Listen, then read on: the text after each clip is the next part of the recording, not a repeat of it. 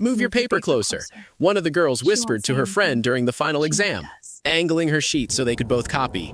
She won't say anything. She never does.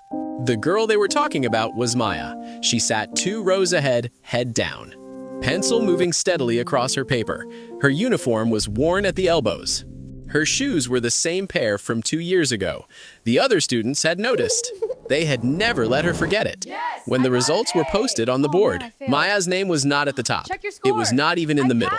The class monitor crossed his arms. Figures. She probably didn't study either. A group of girls laughed. One of them leaned toward Maya and said, "Maybe school just isn't for people like you." Maya looked at the board a moment longer. Then she picked up her bag and walked away without a word. What none of them knew was that Maya had reported the cheating to the examination office 3 days before results day. She had written every name, every seat position, every detail. Not out of revenge, out of principle. The following Monday, a new professor walked into the lecture hall. She was dressed simply, no jewelry. No designer bag, just a plain blazer and steady eyes that scanned every face in the room. She set her folder on the desk and said, "Good morning. My name is Professor Elena Vasquez. I will be overseeing your academic review this semester." The room shifted uncomfortably. She called the first name, then the second. One by one, the students who had cheated were asked to stand.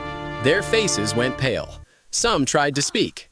She raised one hand and said quietly, "The examination board has your seat numbers, your answer similarities, and a written testimony submitted before results day. There is nothing left to explain." Then she looked across the room and said, "Maya, please stand." The room went completely silent. Maya stood slowly, confused, her hands clasped in front of her. Professor Vasquez looked at her for a long moment. Then something shifted in her expression, warm and private, like a secret only the two of them shared. Your original paper has been reevaluated. You scored the highest mark in this cohort. She paused. I am also proud to tell this room that Maya is my daughter. The silence that followed was suffocating. The girl who had whispered she won't say anything stared at the floor. The one who said school wasn't for people like Maya could not lift her eyes. Maya did not smile triumphantly. She simply nodded once and sat back down, because she had never needed their validation to know her own worth. Later, walking out together, the professor put her arm around her daughter's shoulders and said softly, "You could have told them who you were at any time." Maya shook her head gently.